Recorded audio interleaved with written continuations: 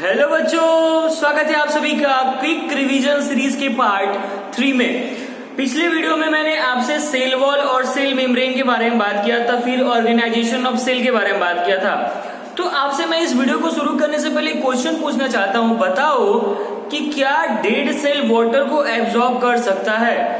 क्या dead cell water को absorb कर सकता है? तो आपका आंसर क्या होना चाहिए? तो इसका आंसर देने के लिए आपके दिमाग में ये बात आना चाहिए क्या कि मैंने क्या बताया था आपको कि जो सेल मेम्ब्रेन होता है वो लिविंग पार्ट होता है सेल का, और जब सेल डेड है मतलब सेल का मेम्ब्रेन भी क्या होगा? डेड होगा। इसका मतलब कि वाटर का एब्जॉर्प्शन बिल्कुल भी नहीं होगा। ठीक, एक और क्वेश्चन पूछना चाहता हूं। अच्छा बताओ कि ये जो फंजाई है, प्लांट है और बैक्टीरिया है, ये हाइपोटोनिक सॉल्यूशन में कैसे एग्जिस्ट कर जाता है? हाइपोटोनिक सॉल्यूशन हमने किसको बोला था कि मान लो ये एक कोई सॉल्यूशन है और इस सॉल्यूशन के अंदर वाटर का अमाउंट क्या है? ज्यादा। वाटर का अमाउंट क्या होगा? ज्यादा होगा। उसी को हम लोग क्या बोलेंगे? Hypotonic solution. तो ये जो प्लांट्स, फंजाई या फिर जो बैक्टीरिया है ना, ऐसे सिचुएशन में एग्जिस्ट इसलिए कर पाते हैं क्योंकि उनका सेल मेम्ब्रेन रिजिड होता है। कैसा होता है? रिजिड सेल मेम्ब्रेन होता है। रिजिड सेल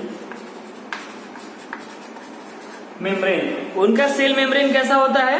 रिजिड होता है। और इवन वो सेल जब स्वेल कर जाएंगे ना, जब वो सेल्स स्वेल कर जाएंगे तो बर्स्ट भी नहीं करते हैं। जैसे एनिमल का सेल्स क्या कर रहा था? एनिमल का सेल्स बर्स्ट कर जा रहा था ना।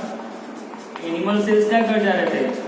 बर्स्ट आउट कर जा रहे थे जब हाइपोटोनिक सॉल्यूशन में रखा जाता था। लेकिन प्लांट, बैक्टीरिया और फंजाई के जो सेल वॉल होते हैं ना, वो वाटर में रखने पे बर्स्ट नहीं करते हैं। ठीक है, तो ये सारी बातें किसके बारे में? हाइपोटोनिक सॉल्यूशन के बारे में। ठीक,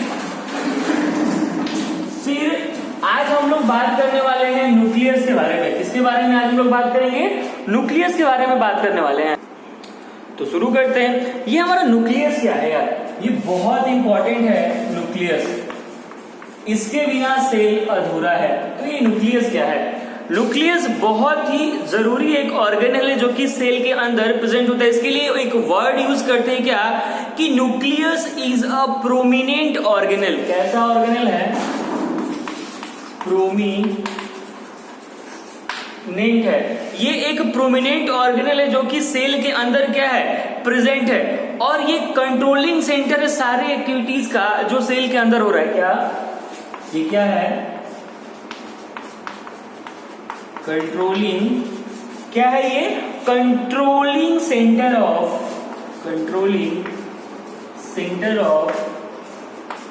all activities going in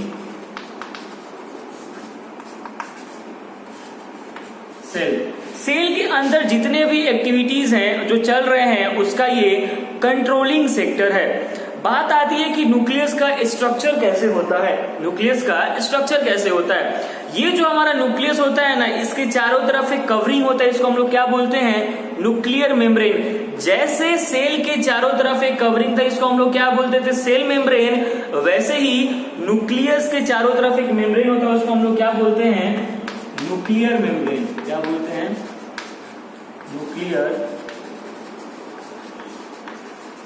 nuclear membrane बोलते हैं उसको। फिर इस न्यूक्लियर मेम्ब्रेन में ना कुछ पोर्स प्रेजेंट होते हैं जिसको हम लोग पोर्स बोलते हैं। न्यूक्लियस के मेम्ब्रेन के ऊपर कुछ पोर्स प्रेजेंट होते हैं जो अलाउ करते हैं क्या? Movement of substance in and out of the cells. क्या इसमें सम पोर्स प्रेजेंट क्या होते हैं? Some pores present which allows the movement of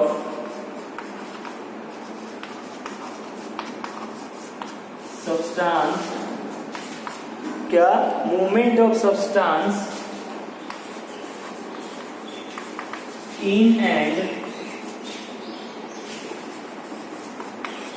out of cell। ये कौन कर रहा है? हमारा जो पोर्स प्रेजेंट है। जैसे मान लो ये तुम्हारा न्यूक्लियस है, ये तुम्हारा न्यूक्लियस है, और ये जो न्यूक्लियर मेम्ब्रेन है। तो इस न्यूक्लियर मेम्ब्रेन में कुछ ऐसे पोर्स प्रेजेंट होंगे और इन पोर्स के थ्रू क्या होगा, इन पोर्स के थ्रू क्या होगा, मटेरियल्स और सब्सटेंसेस का एक्सचेंज होगा। नोट करेंगे इसको। फिर यार ये जो हमारा न्यूक्लियस है, न्यूक्लियस के अंदर कुछ क्रोमोसोम्स प्रेजेंट होते हैं। क्या प्रेजेंट होते हैं? क्रोमोसोम्स। क्या प्रेजेंट होते हैं? क्रोमोसोम्स। क्रोमोसोम्स एक्चुअली ना रॉड शेप्ड स्ट्रक्चर है जो कि न्यूक्लियस के अंदर प्रेजेंट होता है, और उसी क्रोमोसोम के अंदर क्या प्रेजेंट होता है? Genetic material. ये क्या है? Rod shaped structure. Rod shaped structure है जो किसमें प्रेजेंट होता है? न्यूक्लियस में। और इसी के अंदर क्या प्रेजेंट होता है? Inside it genetic material is present. Genetic material present. Nucleus के अंदर कौन प्रेजेंट है? क्रोमोसोम। क्रोमोसोम के अंदर क्या प्रेजेंट है? Genetic material. और हमें पता है कि जेनेटिक मटेरियल हमारा क्या है? डीएनए। ये जो क्रोमोसोम होता है ना, वो दो तरह का चीज कंटेन करता है। कौन कौन सा? एक होता है डीएनए और एक होता है प्रोटीन। इस क्रोमोसोम के अंदर, इसको आप लिखेंगे जल्दी से, मैं अभी मिटाऊंगा इसको। इस क्रोमोसोम के अंदर क्या प्रेजेंट होता है यार? डीएनए और प्रोटीन। क्या इस क्रोमोसोम के अंदर क्या प्रेजेंट है? डीएनए एंड क्या प्रेजेंट है? प्रोटीन प्रेजेंट है। डीएनए और प्रोटीन। तो जो डीएनए है ये रिस्पॉन्सिबल है नए सेल को बनाने में। इस चीज के लिए रिस्पॉन्सिबल है, रिस्पॉन्सिबल फॉर ऑर्गेनाइजिंग, या फिर बोल सकते हो कि constructing the new cells. Responsible for organisation, या फिर क्या बोल सकते हो? Construction of new cells. ये वही डीएनए है यार जिसकी वजह से तुम अपने भाई से थोड़े से अलग दिखते हो, या फिर तुम्हारे अंदर तुम्हारे मम्मी पापा का कुछ कैरेक्टर आता है। ये सारा किसकी वजह से होता है? डीएनए की वजह से होता है। डीएनए क्या है? एक जेनेटिक मटेरियल है जो कोई इंफॉर्मेशन को कैरी करता है। फिर बात आती है कि ये प्रोटीन क्या कर रहा है क्रोमोसोम के अंदर। ये प्रोटीन क्या करता है ना कि डीएनए के कंडेंसेशन में हेल्प करता है। डीएनए का कंडेंसेशन बोलने का क्या मतलब है कि जैसे अगर तुम क्रोमोसोम का स्ट्रक्चर देखना चाहोगे ना तो कुछ ऐसे दिखता है, ऐसे दिखता है। तो पहले वो सिंगल थ्रेड होता है, बहुत सारे ऐसे सिंगल थ्रेड होते हैं, और ये कंडेंस होकर क्या बनाते हैं? क्रोमोसोम। क्रोमेटिन कंडेंस होकर क्या बनाता है? क्रोमोसोम। पहले क्या होता है? क्रोमेटिन। क्या होता है? क्रोमेटिन। क्रोमेटिन में जुड़ता है histone protein.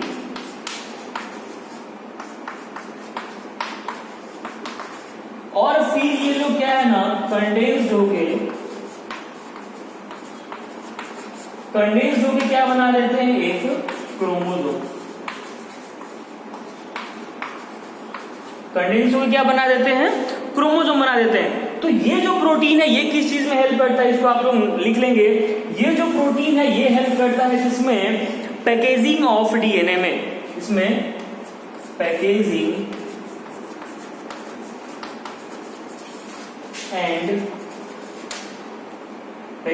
And condensation of DNA. यहाँ पे ऊपर में एक और वर्ड लिख लेंगे, क्या? हेल्प। यार मेरा पूरा बॉडी चौक से भर चुका है, कोई नहीं यार, तुम लोग के लिए ये भी चलेगा। फिर ये हो गया किसके बारे में? क्रोमोसोम्स के बारे में। क्रोमोसोम्स के अंदर क्या है? डीएनए भी है और प्रोटीन भी है। डीएनए का काम क्या है? प्रोटीन का काम क्या है? मैंने बता दिया आपको। इसको नोट करेंगे पॉज करके वीडियो, फिर मैं बताऊंगा आपको कि जो मैंने वर्ड क्रोमेटिन यूज किया था वो क्या है। ठीक, मैंने एक वर्ड यूज किया क्या आपके सामने कि क्रोमेटिन। तो बात करते हैं कि वो क्रोमेटिन क्या है। मैंने आपके सामने एक वर्ड यूज किया क्या? क्रोमेटिन। तो क्रोमेटिन क्या है? एक थ्रेड लाइक मटेरियल है जो कि सेल के अंदर प्रेजेंट होता है। कैसा? Thread like material present in cell. पहली बात है किसके बारे में, क्रोमेटिड के बारे में। ये जो क्रोमेटिन है ना, सॉरी क्रोमेटिन, ये जो हमारा क्रोमेटिन है ना, ये क्या करता है कि अपने आप को ऑर्गेनाइज कर लेता है क्रोमोसोम के अंदर जब कोई सेल डिवाइड करने वाला होता है। मैंने बोला था ना कि क्रोमेटिन के साथ हिस्टोन प्रोटीन मिलके कंडेंस्ड हो जाएगा और क्या बनाएगा, क्रोमोसोम। तो ये क्रोमेटिन क्या करता है कि अपने आप को क्या कर लेता है वो कि क्या बोलते हैं उसको, ऑर्गेनाइज कर लेता है या फिर अपने आप को कंडेंस्ड कर लेता है किस चीज के लिए, क्रोमोसोम बनाने के लिए। कब, जब कोई सेल डिवाइड करने वाला होता है। तो हम क्या लिखेंगे कि क्रोमेटिन ऑर्गेनाइजेस, क्या लिखेंगे कि chromatin organises itself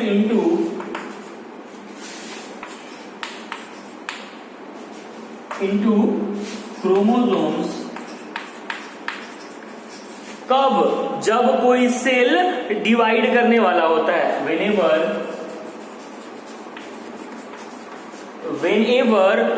the cell is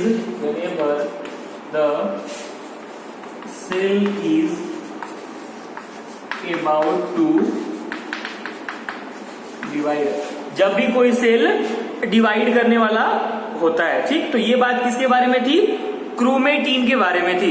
ठीक है, तो इसको नोट करेंगे। फिर हम बात करते हैं इसके बारे में, न्यूक्लियोलस के बारे में। वीडियो पॉज करके नोट करते जाइए आप, क्योंकि ये हमारा क्विक रिवीजन सीरीज है। अब किसके बारे में हम बात करेंगे, न्यूक्लियोलस के बारे में। ठीक, जैसे मान लो यार ये हमारा न्यूक्लियस है, इस न्यूक्लियस के ये जो मैंने पार्ट बनाया है क्या है, न्यूक्लियर मेम्ब्रेन है, और इसके अंदर ये क्या प्रेजेंट था, हमारा क्रोमोसोम प्रेजेंट था। और क्रोमोसोम किससे बना हुआ था, क्रोमेटिड और हिस्टोन प्रोटीन से मिलके। अब ये न्यूक्लियोलस क्या है, जैसे सेल का ब्रेन न्यूक्लियस है, वैसे ही न्यूक्लियस का ब्रेन कौन है, न्यूक्लियोलस। ये न्यूक्लियोलस क्या है, ब्रेन ऑफ न्यूक्लियस। क्या है, ब्रेन ऑफ न्यूक्लियस। जैसे सेल का ब्रेन कौन है, न्यूक्लियस, वैसे ही न्यूक्लियोलस किसका ब्रेन है, न्यूक्लियस का। और ये 25% वॉल्यूम कवर करता है किसका, न्यूक्लियस का। 25% वॉल्यूम ऑफ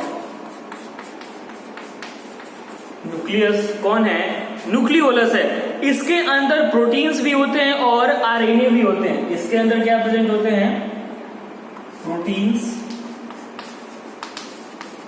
एंड आरएनए।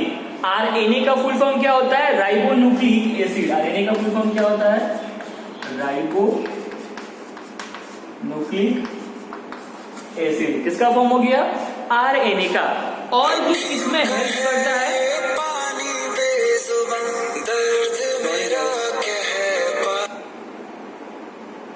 ये किसमें हेल्प करता है, ये हेल्प किसमें करता है आपको, कॉल आ गया यार, सॉरी गाइस, कॉल आ गया था।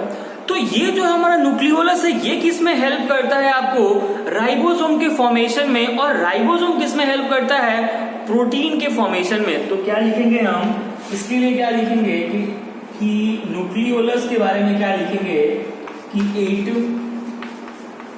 Helps in formation of ribosomes.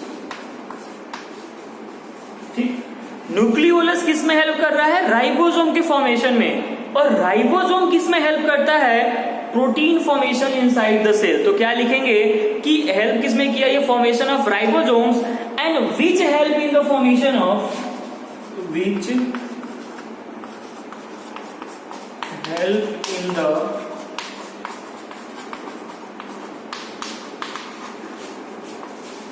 which help in the formation of what, protein। ठीक है, तो नोट करेंगे इसको फिर से आप लोग। एक और वर्ड का बात कर लेते हैं इस वीडियो में, बहुत यूज किया जाता है कि न्यूक्लियोइड क्या है। ये न्यूक्लियोइड क्या है, देखो क्या है ना कि कभी कभी सेल के पास कोई वेल डिफाइंड न्यूक्लियस नहीं होता है। क्यों?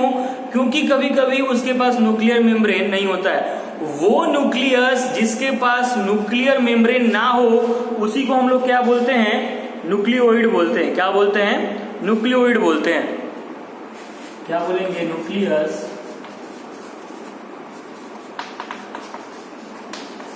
क्या बोलेंगे?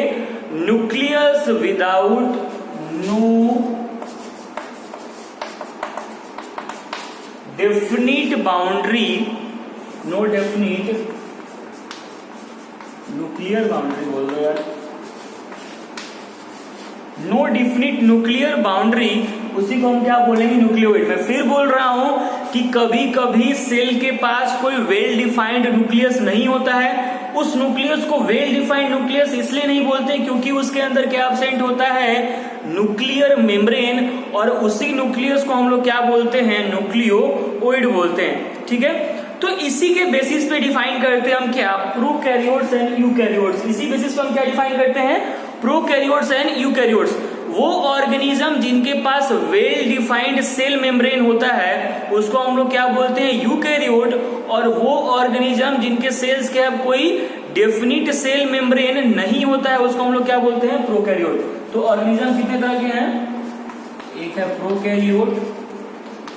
आप लोग सोच रहे थे ना कि मास्टर कैसा मास्टर, अभी तक प्रोकैरियोट और यूकैरियोट के बारे में नहीं बताया है। बता रहा हूँ, ये देखो मैं यहाँ पे ये सब चीजें बताने वाला था।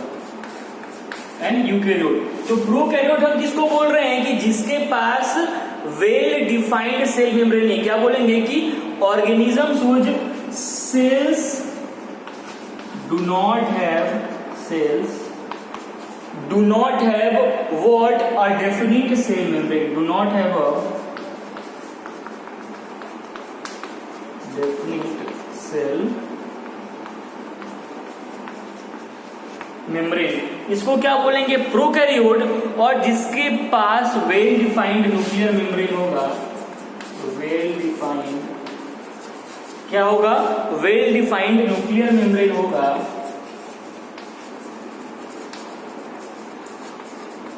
वेल डिफाइंड न्यूक्लियर मेम्ब्रेन होगा, उसको हम लोग क्या बोलेंगे?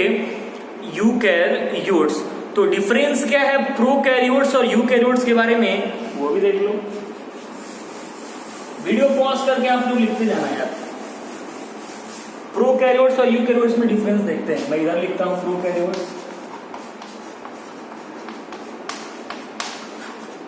और इधर लिख रहा हूं यूकैरियोट्स। ठीक, तो प्रोकैरियोट और यूकैरियोट के बीच में हम लोग डिफरेंस देखते हैं। पहला डिफरेंस क्या है? कि प्रोकैरियोट्स के अंदर न्यूक्लियस नहीं होता है। इसके अंदर क्या है? न्यूक्लियस सेल के अंदर नहीं होता है, लेकिन यहाँ पे न्यूक्लियस प्रेजेंट होता है। फिर बात आती है क्या? कि इसके अंदर सिंगल क्रोमोसोम प्रेजेंट होता है। इसके अंदर सिंगल क्रोमोसोम प्रेजेंट, और इसके अंदर मल्टीपल क्रोमोसोम प्रेजेंट होता है। मल्टीपल,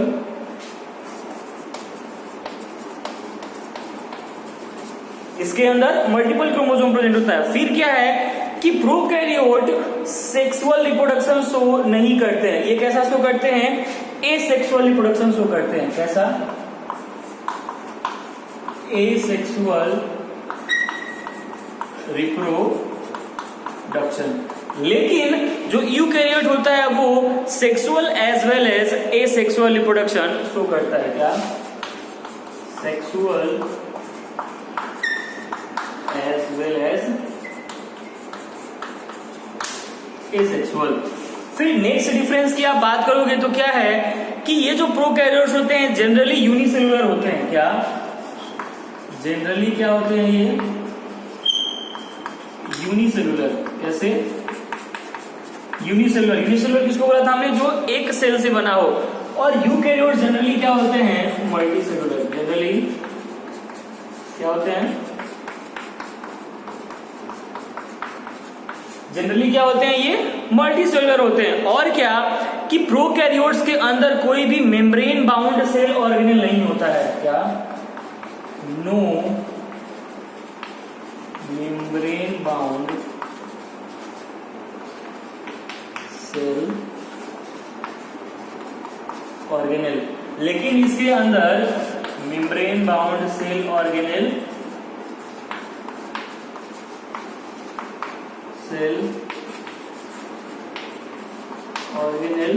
प्रेजेंट होता है। मेम्ब्रेन बाउंड सेल ऑर्गेनेल का मतलब क्या, जैसे न्यूक्लियस है और न्यूक्लियस के ऊपर न्यूक्लियर मेम्ब्रेन नहीं है, मतलब क्या कि वो मेम्ब्रेन बाउंड ऑर्गेनेल नहीं है। ठीक है, अगर एग्जाम्पल की बात करोगे प्रोकैरियोट्स में तो क्या बोलोगे, एग्जाम्पल क्या बोलोगे, बैक्टीरिया,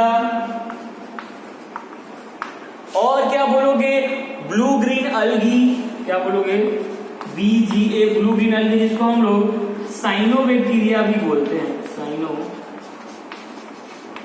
बैक्टीरिया भी बोलते हैं। फिर यूकैरियोट्स का एग्जांपल का बात करो तो क्या हो जाएगा, प्लांट्स, फंजाई और खुद एनिमल्स।